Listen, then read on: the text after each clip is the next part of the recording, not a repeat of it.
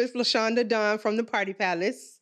And it's Miss Cat, your coach, accountability partner, and teacher. And we're both sides of the check. This is a show for entrepreneurs to help them to decide whether or not they want to play it safe or if they want to take the risk. Last week, we talked about, if you lost it all, what would you do? What would be your next move? So this week, we're talking about what risk would you take? How much risk is too much risk? Just to jump into some risks that I've taken myself, because there are a lot of risks when it comes to being an entrepreneur. Of course, about a year ago, maybe at this point, 2 years, we decided that we were going to have a venue. Everybody told us about the glitz and the glam. You had customers and clients that said they would support. No love lost, but it's just not always what people say. And again, that's a part of being an entrepreneur. You take risk. That was a really big risk for me to have a venue. We had been working from a warehouse, working just out of our vans and doing all of our events, and it went belly up when it came to the venue. Just keeping it all the way real. Like it just went all the way south, so to speak. But at the end of the day, like we took the risk, and it was a part of doing business. It was a part of being an entrepreneur. It's not always glitz and glams. It's not always, a plus side. It's not always a profit, so to speak. But we took the risk, and it didn't work. And we made a business decision to close down.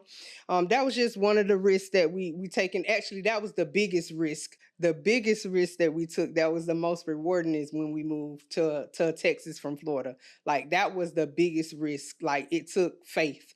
I'm gonna be honest with you. It took a lot of faith. It took a lot of sacrifice to get here. It was a lot. It was a lot to leave everything behind that we've always known, from being a check cashier to becoming a full-time check writer. It just was a big risk, and it's been rewarding. It hasn't always been pretty, but that's what entrepreneurship is. It's ugly. It's not always pretty.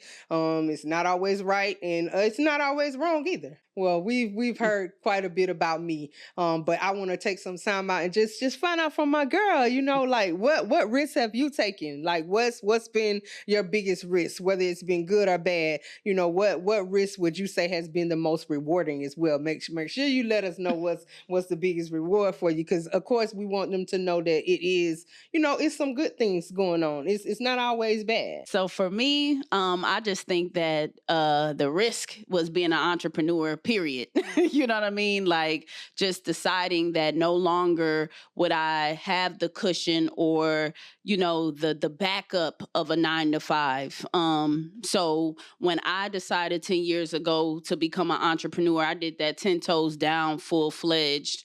I opened up my tax office, and just like you said, I got into a location. So when I got into my location, they gave me 3 months free.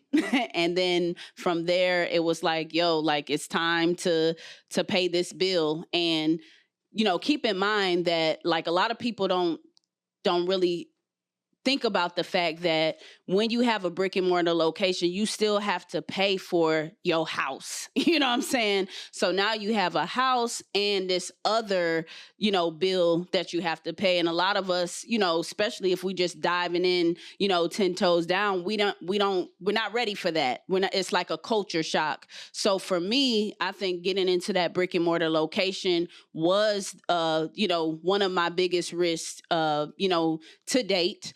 Outside of just being a full-time entrepreneur, because for me, when I got into my office, it was 2,400 square feet, you know what I mean? So that bill, was $2,300 a month outside of my other, regular bills. So for me, it was like, if this fails, like, this is it, this is it for me. So, and that kind of leads me to just the topic of how much risk is too risky. I think that in this economy, I really believe that having a brick and mortar location is just not worth it, in my opinion. Like, what do you think about that?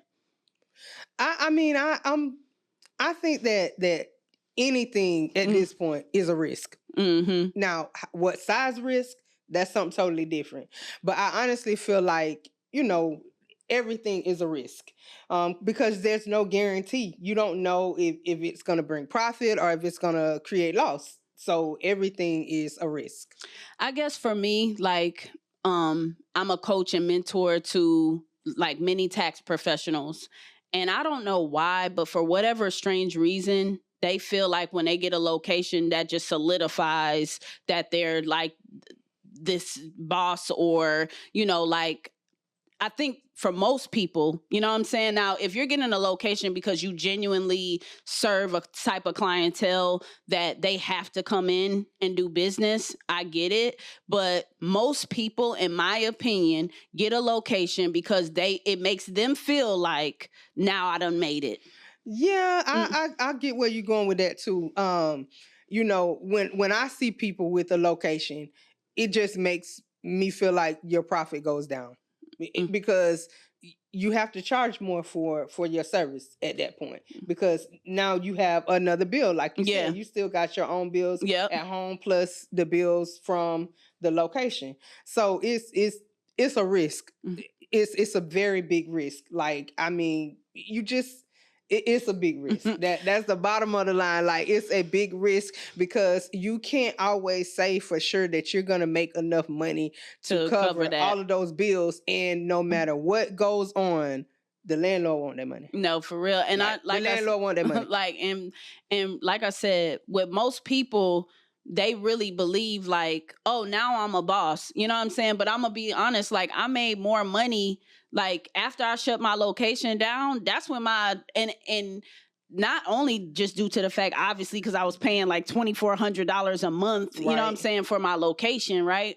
But like doing everything 100% virtual, streamlining a virtual office setup, it really skyrocketed my income. Like, seriously, because at that point, I didn't have to worry about the overhead of not just the location, but just all the stuff that goes along with it. That goes with it. You know what I mean? It's just, I mean, for us, like, we still had commercial insurance.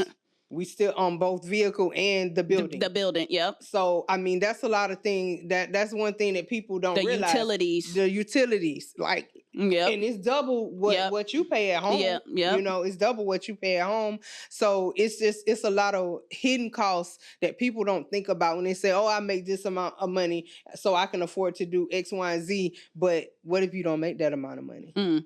People still have to be paid.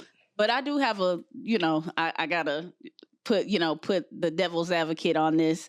Oh, now, how do you feel about people, like, do you, and I'm not saying like don't respect their business, right? But you go to meet somebody that you're going to do business with and they say, hey, let's meet at Starbucks, or let's meet, you know what I mean? And you don't pull up to their location. Does that kind of demean, or does that make you devalue their business, so to speak? That's that check casher. That's that check casher. And I don't view it as something negative, you know, if that's what you're doing, because again, it's about peace of mind too. Yeah. You have that peace of mind because you don't have a location to pay for. Yeah. Because business may be up this month. Yeah. But next month or the next 3 months or the next year. Yeah. COVID, yeah. You know, it can be bad. Yeah. And you still have that building. You still have that lease that you've signed on to. So, you know, it's I don't look at it as anything bad.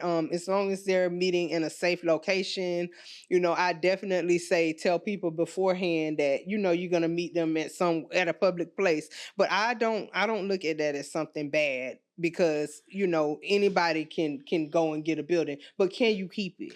But I'm a keep it real though. Like, if I see you flossing all on Instagram, like you this big $1 billion baddie, you know what I'm saying? And you know, you got the keys to the city, and then we're supposed to do business. And mind you, a lot of times, you know, it'd be a high ticket price tag. You know, you want me to spend $5,000, $10,000 with you, and then you tell me to come meet you at Starbucks. That, to me, you know what I'm saying, in some regard, is a little red flag. It's kind of, it can be a red flag, but at the same time too, like, I just don't get into the pocket watching. Yeah. You know what I'm saying? Like that's the difference between them making six figures, like taking six figures and just making six figures. Because you may make six figures, but how much do you take? What is your profit?